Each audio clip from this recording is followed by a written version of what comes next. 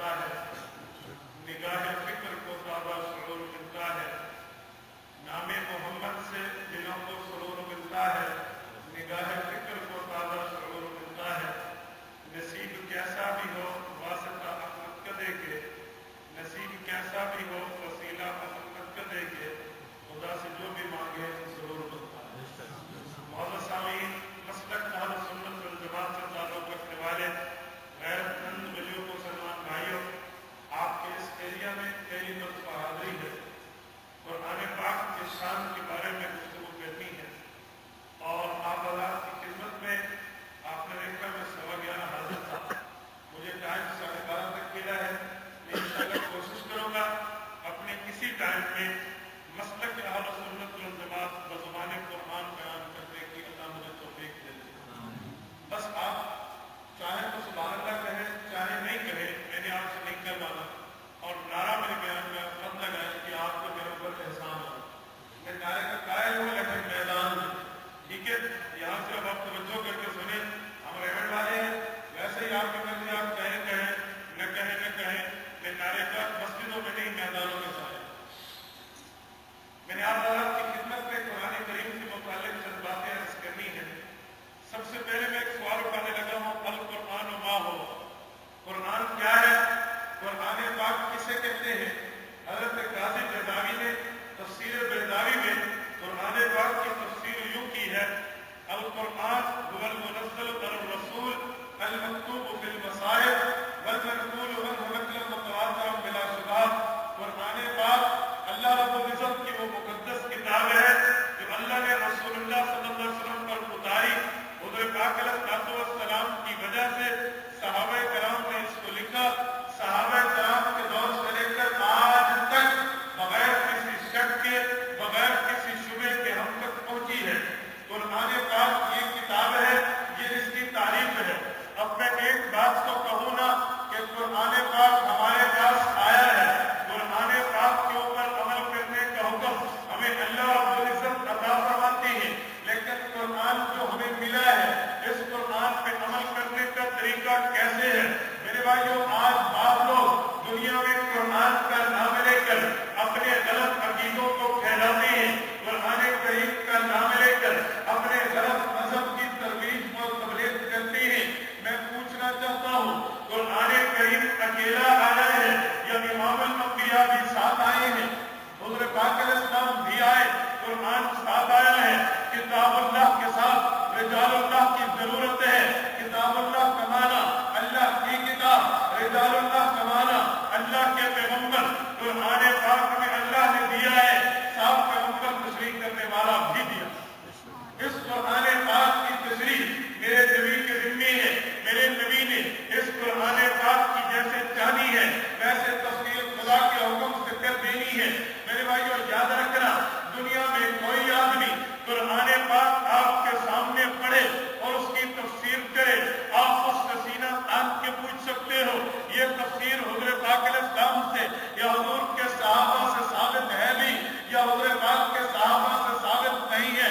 یاد رکھنا، قرآن پاک کی ایسی تشریح کرنا جو حضور پاک علیہ السلام کی تشریح کے مخالف ہو، صحابہ کرام کی تشریح کے مخالف ہو، وہ تفسیر تو نہیں ہے۔ قرآن پر جھوٹ تو ہو سکتا ہے، قرآن پاک پر الزام تو ہو سکتا ہے، ایسا نہیں ہو سکتا کہ وہ حضور پاک علیہ السلام کے احادیث کے مخالف ہو۔ بعض لوگ کہتے ہیں ایک طرف قرآن ہو ایک طرف حدیث ہو، ہم قرآن مانیں گے حدیث کو چھوڑ دیں گے۔ آپ توجہ میری طرف کریں، آپ ادھر دیکھیں، آپ نے ادھر ادھر دیکھنا ہے، میرے درمیان میں کہنا ہے کہ ادھر دیکھو، توجہ ہے؟ پھر میری طرف دیکھو نا، ادھر ادھر بندے آپ دیکھنا شروع کر دیتے۔ قرآن پاک وہ کتاب ہے جس کی تفسیر رسول اللہ نے کرنی ہے۔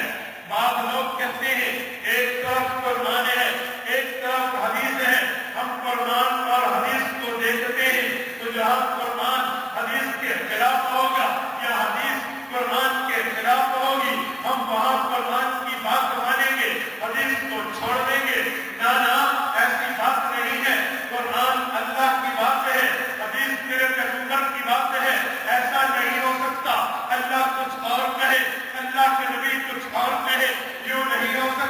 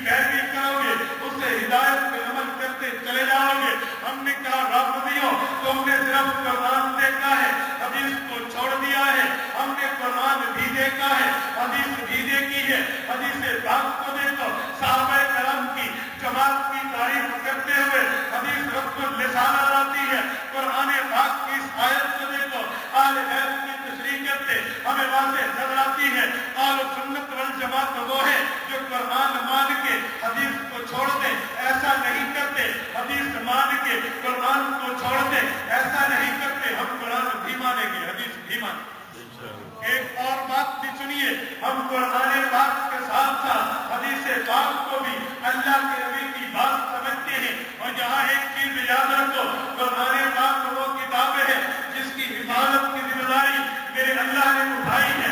रसूलुल्लाह सल्लल्लाहु अलैहि वसल्लम की बातें, हदीस पाक को शख्सियत की बातें हैं जिसकी हिफाजत की जिम्मेदारी मेरे अल्लाह ने उठाई है। जैसे कुरान की हिफाजत करना मेरे रब के जिम्मे है, वैसे हुजूर पाक अलैहिस्सलाम की फरमान की हिफाजत करना मेरे रब के जिम्मे है।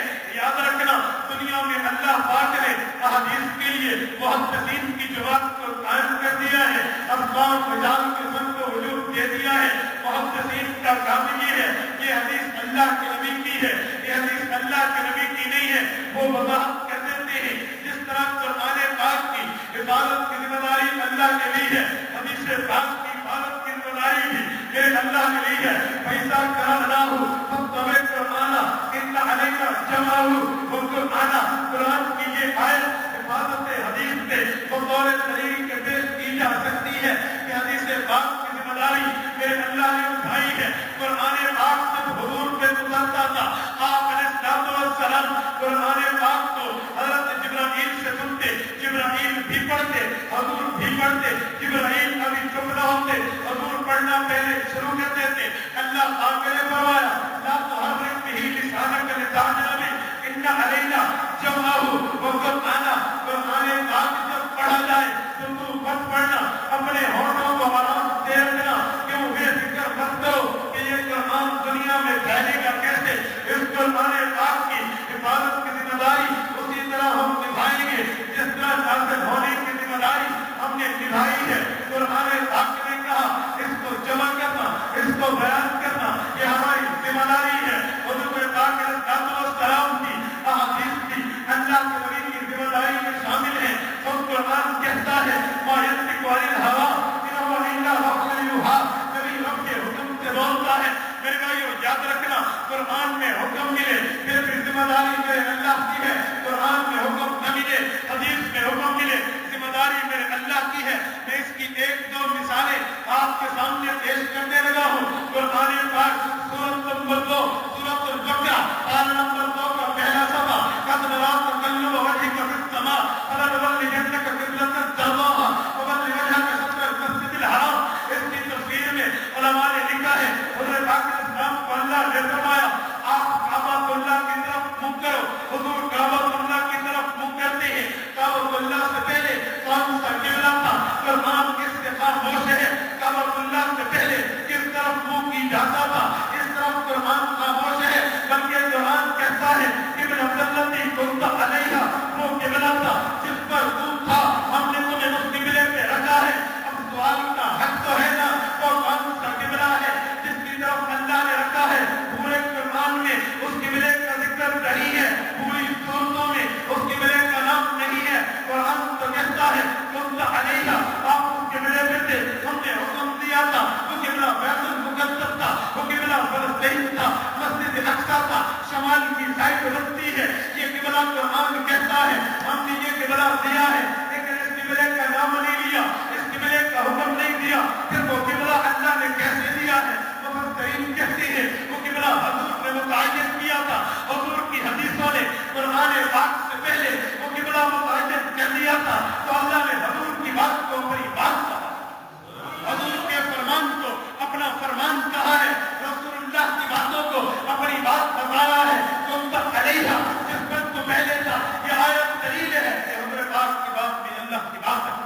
मेरे भाइयों, शम्सुल मुफस्सिरीन उस्तादुल मुफस्सिरीन हज़रत अल्लामा शम्सुद्दीन अफ़गानी रहमतुल्लाह तआला अलैह, उनकी मायनात जो दस छाए हुए हैं निकात अफ़गानी जिल्द अव्वल सफ़ा नंबर 173 पे हज़रत अफ़गानी ने इतनी प्यारी बात की है। वो फरमाते हैं लोगों, जो आदमी नबी की बात नहीं माने उसको हदीस मुनकर कहते हैं, जो आदमी खुदा की बात न माने उसे मुनकर खुदा कहते हैं। जहन्नम जाने के लिए, दलील होने के लिए, बर्बाद होने के लिए सिर्फ खुदा का इनकार नहीं, मुस्तफा का इनकार करोगे, रब का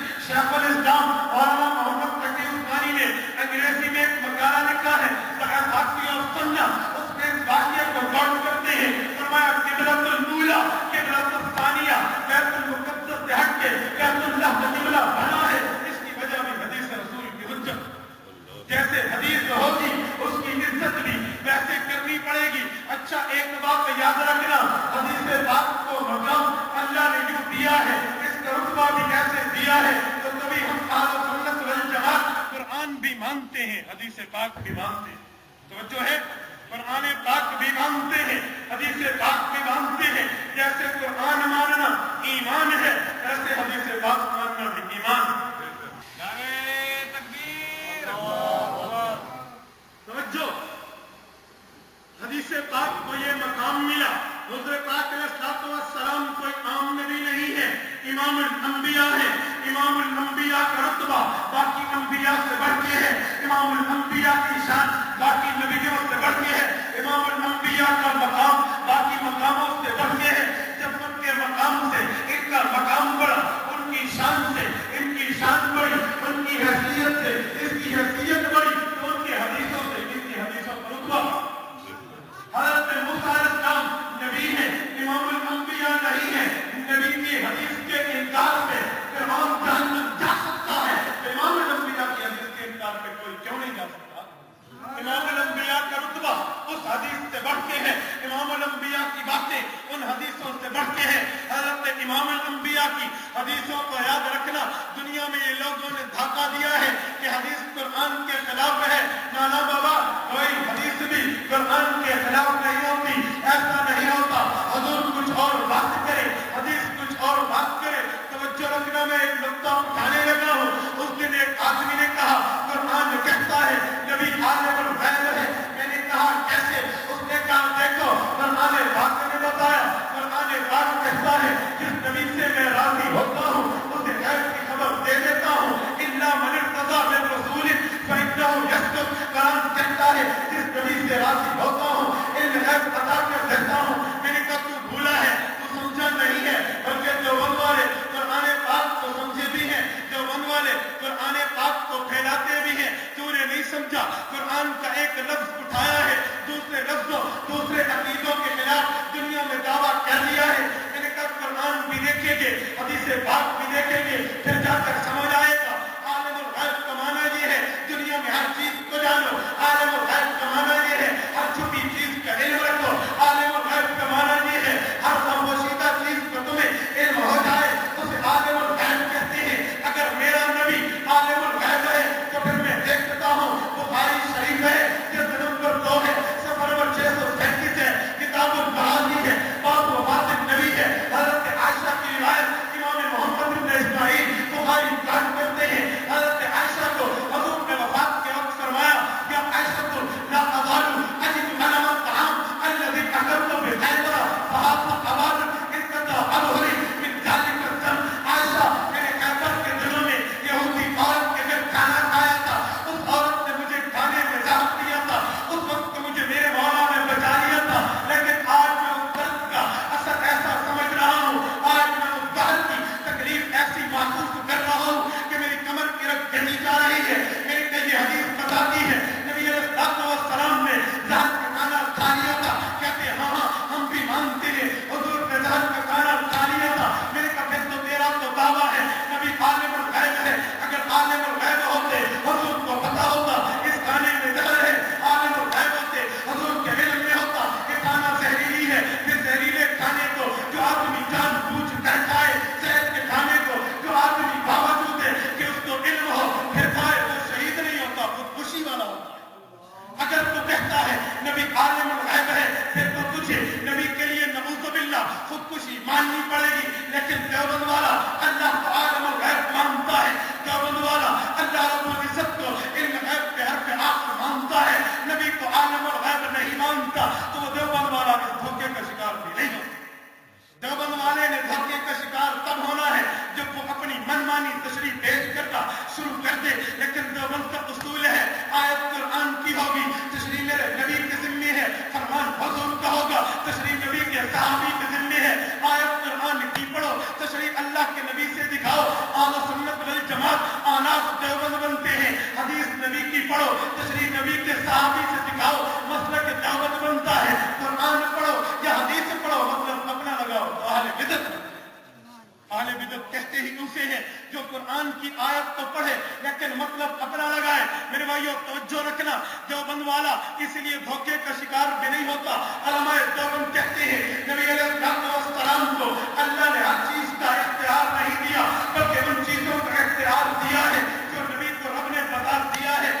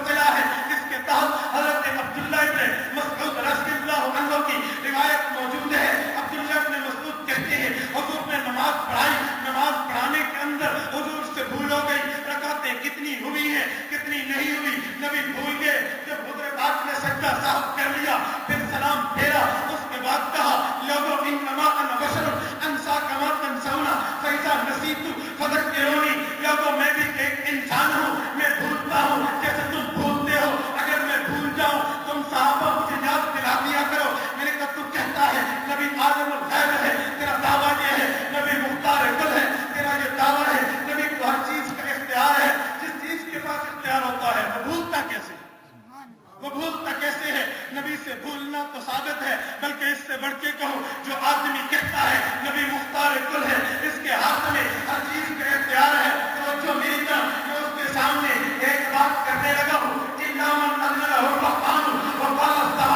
قرآن کہتا ہے نبی کل قیامت میں اللہ کے دربار میں گناہگاروں کی سفارش کریں گے. مانتے ہو یا نہیں مانتے؟ نبی شافی محشر ہے. نبی شافی محشر کا کیا مانا؟ نبی نے محشر کے دن سفارش کرنی ہے. سفارش تو وہ کرتا ہے جس کے ہاتھ میں مکمل اختیار نہ ہو. نبی عالم الغیب ہے تو سفارش ختم. پھر تو نبی کے سفارش کا منکر ہے. نانا دیوبند والا نبی کی سفارش کا قائل ہے، کوئی دھوکے کا شکار نہیں ہو. وہ قرآن بھی مانتا ہے، حدیث پاک بھی مانتا ہے. میں تو کہتا ہوں نبی شفیع المسلمین ہے، شفیع المذنبین ہے. جو آدمی گناہ کرتا ہے نبی اس کی سفارش کرتا ہے.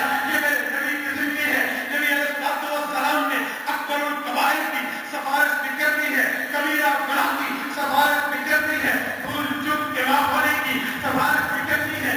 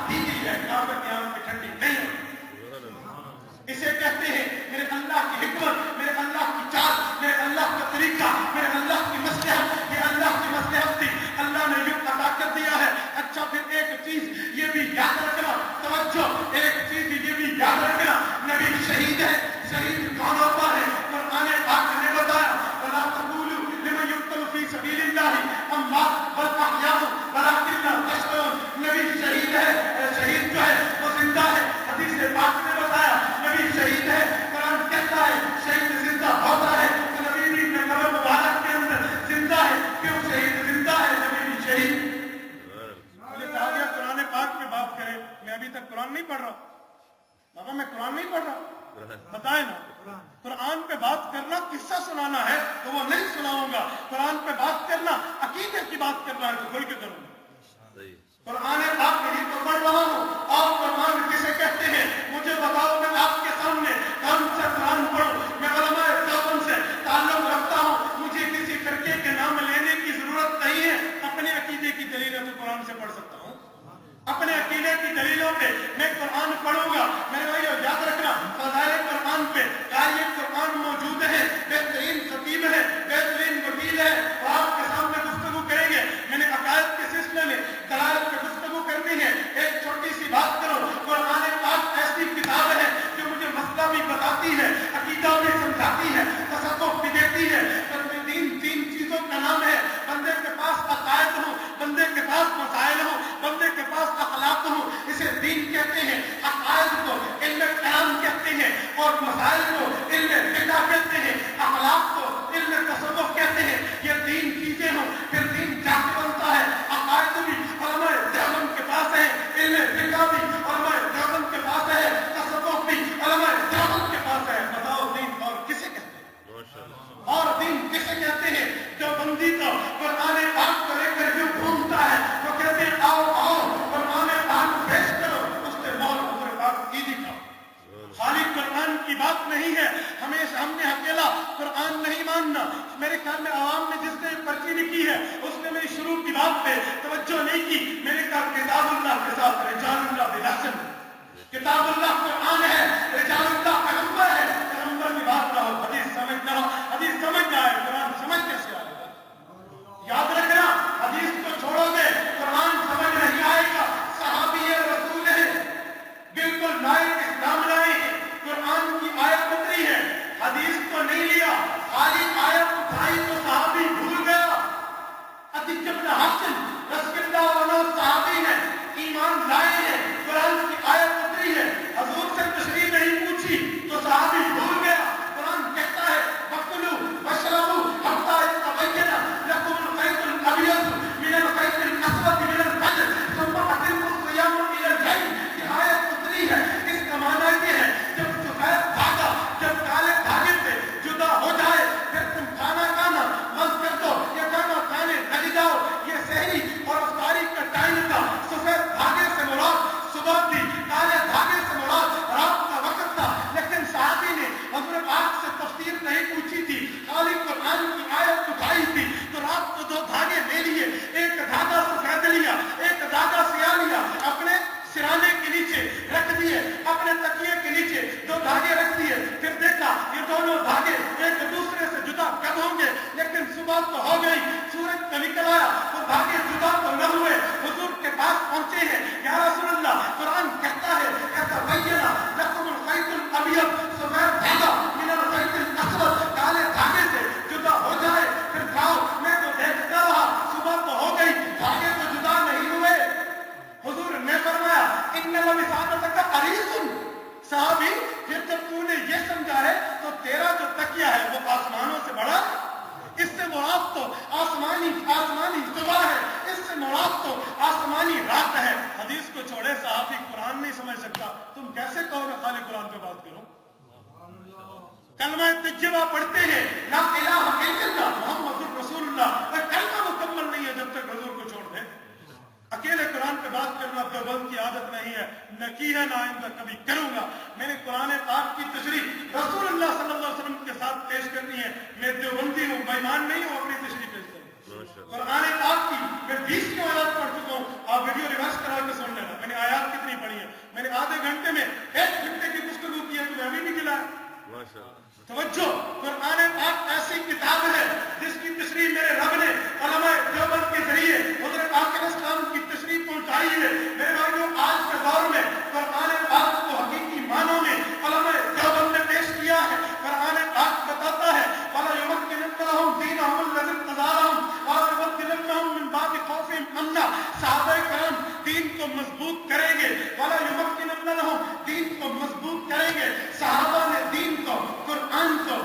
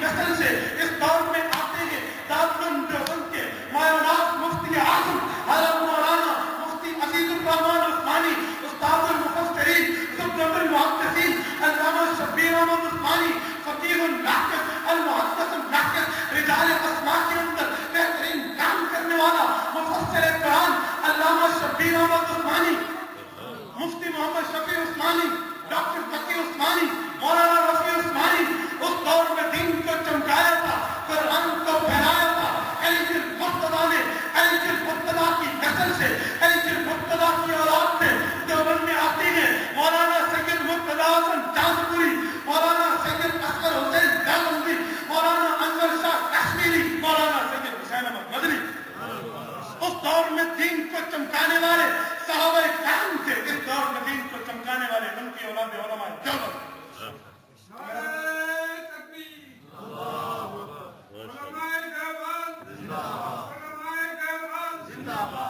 میرا تعلق علماء دیوبند سے ہے تو میری بات اپنی کرنی ہے یاد رکھیں علماء سمجھتے ہیں جو بیٹھے وہ میرے مزاج سے واقف ہے وہ کبھی مجھ پہ اعتراض نہیں کرتے میں بات وہی کروں گا جو بات عقیدے کی ہوگی مبلغ اسلام حضرت مولانا طارق جمیل دامت برکاتہ العالیہ کہتے ہیں جب پیٹ کا درد ہو نا پھر سر کے درد کی دوائی نہیں دی جاتی شیخ کی اس بات پہ غور کرو مجمع مبتلا ہے فتنوں میں مجمع مبتلا ہے بدعتوں میں اور میں تمہیں کہوں کہ قرآن پڑھو تو ثواب سے میرا عقیدہ یہ ہے تمہیں سمجھاؤں قرآن کہتا کیا تو تمہیں کوئی اور معاملے میں لوگ آ کے خراب کر جائیں میں یہاں قرآن کی فضیلت بیان کرتا ہوں لوگ کہیں گے کہ قرآن کی ثابت نبی زندہ نہیں ہوگا قرآن کی ثابت نبی قائم ہوگا کیا کرو گے تو اس سے اچھا نہیں ہے تمہیں قرآن پڑھ کے عقیدہ سمجھاؤں بتاؤ نا یار میں تو کھل کے بات کروں گا سر کا درد ہوگا سر کے درد کی دوائی ایک اور بات سنو تبلیغی جماعت ہماری جماعت وہ فضائل والی ہے اور اتحاد اہل سنت ہماری جماعت ہم دلائل والے ہیں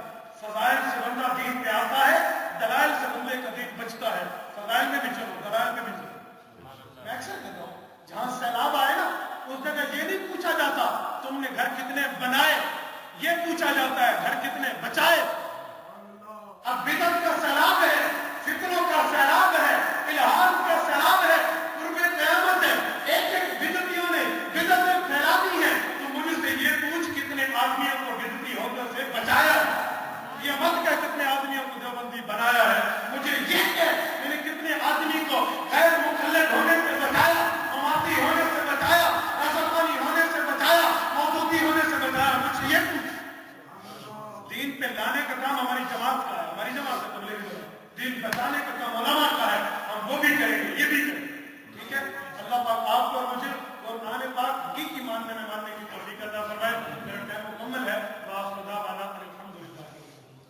ایک چھوٹا سا اعلان سن لیں ہر مہینے کا آخری سنیچر جس تاریخ کو ہر مہینے کا آخری سنیچر جس تاریخ کو ہے ہم اجتماع کرتے ہیں اصلاحی مجلس کے نام سے اپنے پاس سینیا مسجد گلی قریشیہ والی مسلم بندر اس میں ہمارا ماہانہ اجتماع ہوتا ہے اس مہینے کا آخری سنیچر 22 فروری آ رہا ہے مغرب کی نماز آپ وہیں پڑھیں اور عشاء میں واپس آئیں ہم نے جمعرات نہیں رکھی کہ اپنوں سے ٹکراؤ ہو تبلیغی جماعت والوں سے ہم نے ہفتے کا دن رکھا ہے اپنوں سے ٹکراؤ نہیں رکھنا تو آپ آئیں گے ہفتے والے دن 22 فروری مغرب ہمارے پاس پڑھے وہاں صرف فضائل کے ساتھ ساتھ دلائل کی گفتگو بھی ہوتی ہے میں کہتا ہوں فضائل اعمال بھی ضروری ہے دلائل اعمال بھی ضروری ہے ہم تم سے کوئی پوچھے سروزہ کتوں ثابت ہے تو کیا پوچھو گے علماء کے پاس نہیں ہوگے پھر وہی دلائل سکھانے کے لیے ہم نے وہاں مجلس رکھی ہے 22 فروری بروز ہفتہ مغرب مسجد کریمیا گلی قریشیہ والی مسلم بازار میں آئے